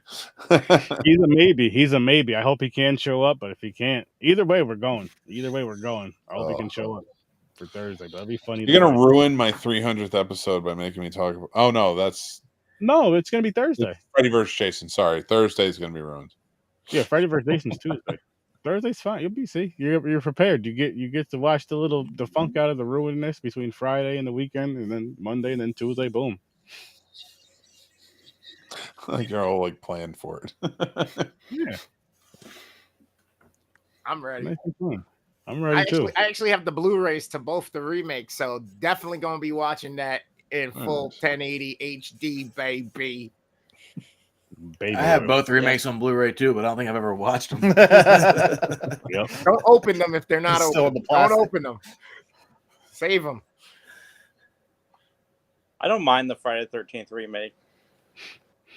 We'll see when we get there, Jason. We'll see when we get there for both of them. I have my issues with both, and I'll explain those when we get there. I promise that. Yeah. But with part 7 though, again, really enjoyed it. Seen it so much growing up as a kid. I do wish it did have the gore in it. that it should have had, because I feel if it had that gore in it should have had, I feel like this would have been a universal better liked film, better loved film, closer to on 6's level, in my opinion. I could be wrong, but that's what I feel with that one. Was Manfredini the one that did it? Did the music? No, he did the music. Not Manfredini. I'm not sure who did I'm not sure who did that. No, not for this one. He just did 1 and 4. it just drives me crazy how much effort goes into stuff like that, and then fucking they weren't allowed to give it to us. You know what I mean? Imagine Tom Savini doing the whole fucking franchise, being able to do the whole franchise and doing it his way. Oh my gosh. Oh, great. Yeah, but everything we wouldn't have gotten if he had done this whole franchise. That's true. Yeah, but I like his remake of Night of the Living Dead. Yeah. So do I. Seeing it in an alternate universe, just imagine him just doing the whole fucking franchise with his type of work. Oh my gosh. And the kills, and he's able to do them how he wants to do them. I don't know, man. You gave them all 10 out of 10. How can they get any better to you? Yeah, you son of a bitch. Stop lying to us.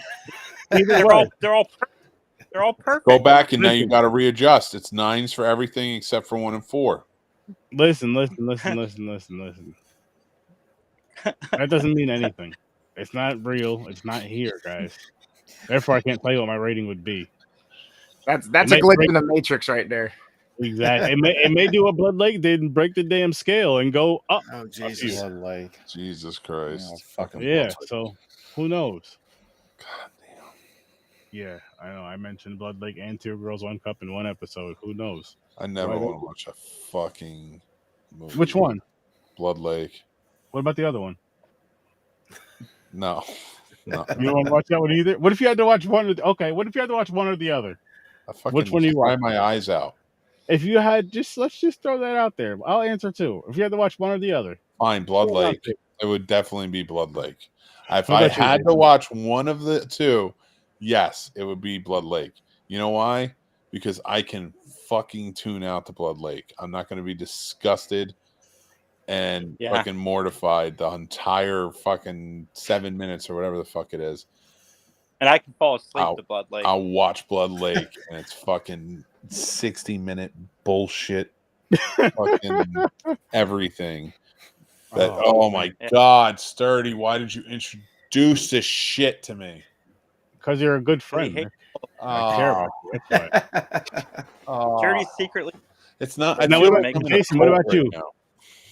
Blood Lake? It's Blood Lake. I'm gonna fall asleep to Blood Lake. I feel like I'm in a fat farmer killer cult right now. That's where I'm at. Let's go stand by a fucking lake in our overalls and pretend like we're fucking mad at the world. That'd be such an awesome movie. What about you, Dave? And wow. This is the perfect time for us to run out of here. Yep. I will answer your question though. I guess it's going to be Blood Lake because at least I can fucking zone out for an hour and 10 minutes, however long that is. I'm going Blood Lake. Oh my God, you guys. Okay, so what was the question? Because what happened? Which movie would you rather watch? Just Choose one your time, destiny. all the way through. Blood Lake or Two Girls, One Cup? Oh, 100%. Neither. I'm canceling my internet. Oh, you can't say neither. Weed Wolf. I'm getting rid of my internet. I'm going to live on a mountain somewhere. I'm going to farm my own shit because, obviously Chris at that point, never the watch zombie anything apocalypse else is again. upon us any moment. Chris is gonna watch Weed Wolf. Oh, I forgot that. Sorry. I would rather honestly watch Weed Wolf, I think, than Blood Lake. I agree. Okay. You know how bad that is, Sturdy? That Chris is willing to just stop watching everything to avoid watching either. Yeah, but I of those want to pretty find much. a movie that's worse than fucking Blood Lake so I can get a fucking mug. Yeah, it's got to be. He promised me that shit 3 years ago. No, I can't lie. Yeah, obviously it's going to be Good, Blood Jay. Lake, unfortunately. Dumb, What up, man. Jay? You guys already know what I'm gonna pick. Two girls? Two Girls, One Cup. It's only 7.5 minutes long or some shit. You Get are a that bullshit fucking over with. weirdo. You're a fucking weirdo. You are a I weirdo. got to end this fucking show. I gotta go. You don't have to go, Nick. I'm just You're- being honest, man. You You're know, a fucking weirdo. you get it done, you finish it. Guess what? 7.5 minutes, I'm done. Guess what? You guys still have over an hour left of that bullshit. I'm done. Don't lie to the audience. Two girls, one cup. 10 seconds, you're done. No, absolutely not. He's hard right now thinking about it. He looked over in the corner and saw a cup, and he I don't know, all of but a Blood sudden Lake came has that back dope ass soundtrack. The Oh, one man. song, the whole movie. Dude, Hey, all right, I'm not doing this fucking show anymore unless from now on, Chris, Jason, and I all hide some shit.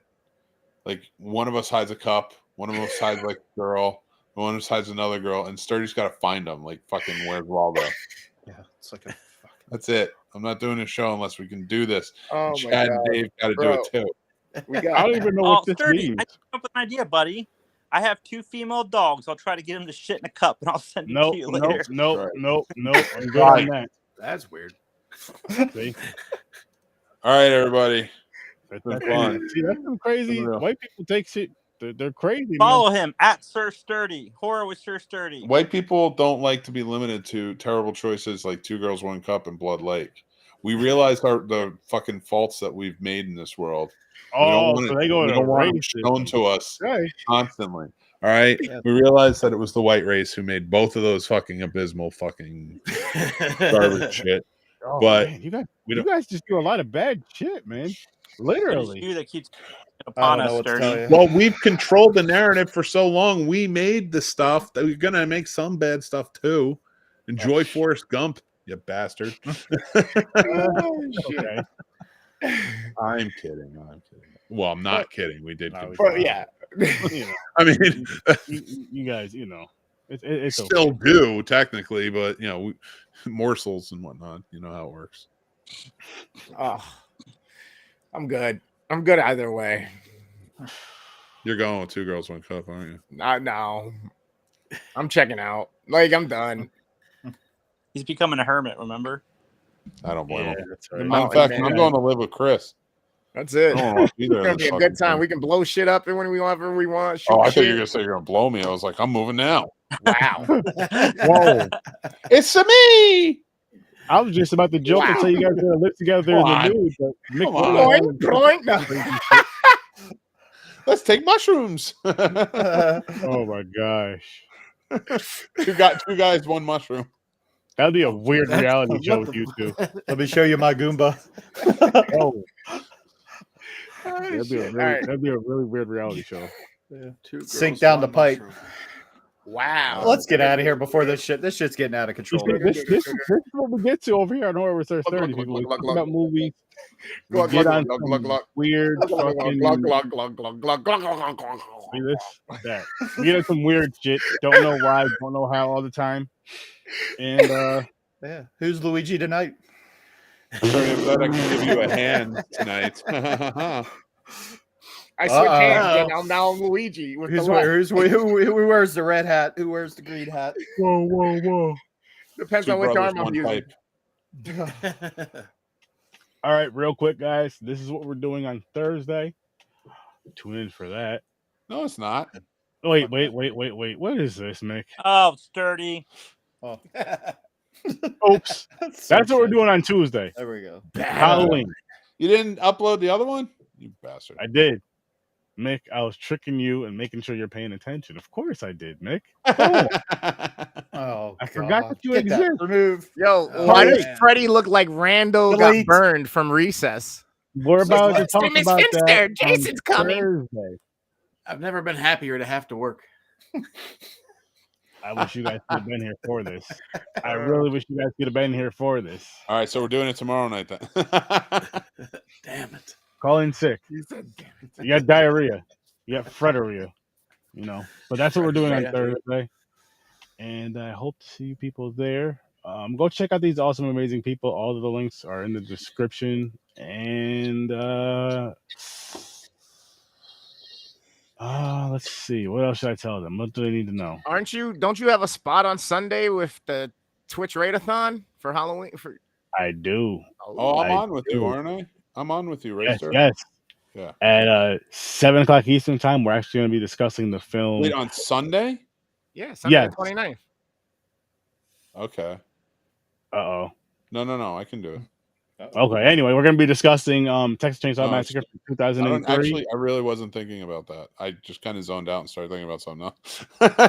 so it had nothing to do with this. I'm good. Texas Chainsaw Massacre 2003 version. Discussing that, and it's a little 2-hour session ish I have, but that's gonna be fun. I haven't talked about that movie in a long time. I really do enjoy that movie, and you're gonna find out why on Sunday. Oh man. Yeah, and follow Horror@SirSturdy, and also tag him on all of the disgusting videos you find on the internet at HorrorWithSirSturdy. No, don't do that. Send them directly to him, horrorwithsirsturdy@gmail.com. No, don't do that either. I won't read Anything those. like to up, send it to Sturdy. I recommend you What watch movie is on your Sunday? own. Was unprepared? Texas Chainsaw Massacre, 2003. Jessica I Biel. just watched that this morning. Fucking sweet.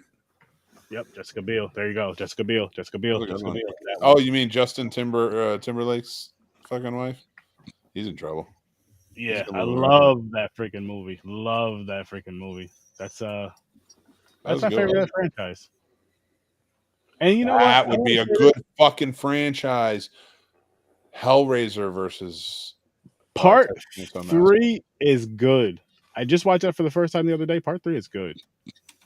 Oh, yeah, I like part 3. I watched that with you. And part 2 is my JT favorite. Monroe. Part 2 is my favorite because I love the campy craziness of it. I'm not mad at that.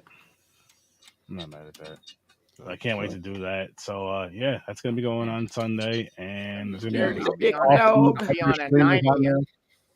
What time are you gonna be on there? I'll be on from 9 to 11. I'll be on, and then I'll be on again at midnight, I believe, Eastern Standard Time, to help cap it all off with the talk and the podcast that we're doing at the end of it, to kind of talk about the experience of it and whatnot.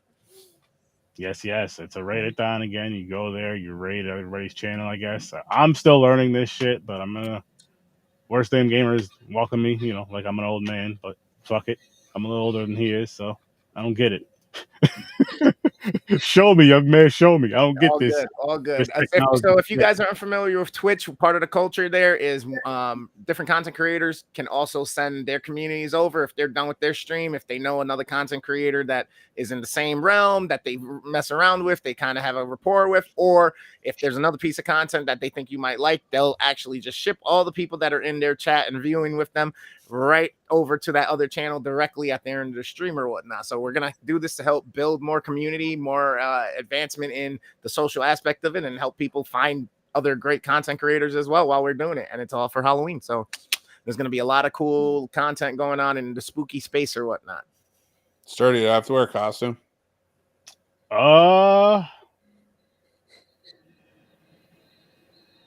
It's up to you. Well, how much face paint can I use? No blackface. Say that. I didn't say that, but like if it's a navy blue. Other than that, I don't care. You can do what you want. There's no blackface. I just want to say go Nittany Lions. That's fine. Brown face is probably also frowned upon. Well, they're on the same boat. Everyone's enjoying this. Jay, listen, I'm gonna put really light makeup on. And just be like, dude, you're fucking translucent, you weirdo. You want to go like Michael Jackson? Okay, that's fine. Wait.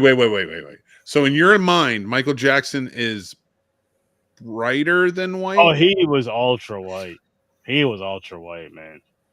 He was his own thing. That's how amazing that man was. When that stuff happened and he started bleaching the rest of the way, he took it. Woo! He took it far as shit. He was like, I'm gonna be whiter than white. And that's it. And he's still the motherfucking king of pop. That's some bad It's crazy. shit. Right? You walk around looking overexposed everywhere you go. Yep. All right, end this shit. I want to go. You want to be as white as Michael. That's what it is. That's what makes a real issue is with white people. They want to be as white as Michael. Everybody wants to be like Michael one way or another. I just really want to do that standing thing me. in Smooth Criminal he does. Busted. Do it. You could. I believe in you. You're gonna gonna I'll fall my ass over. And we'll do it in front of a pool, Mick.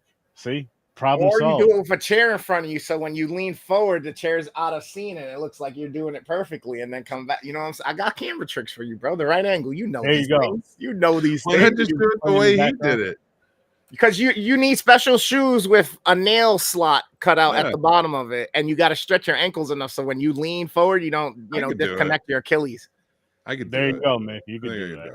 I'm gonna try it right now. All right, hold on. Let's see. All right, guys. We're gonna get on out of here, so everybody can go night and smoke crack or whatever everyone does. I'm joking about the crack thing. We are going to get out of here. I'll see you nightmares, people.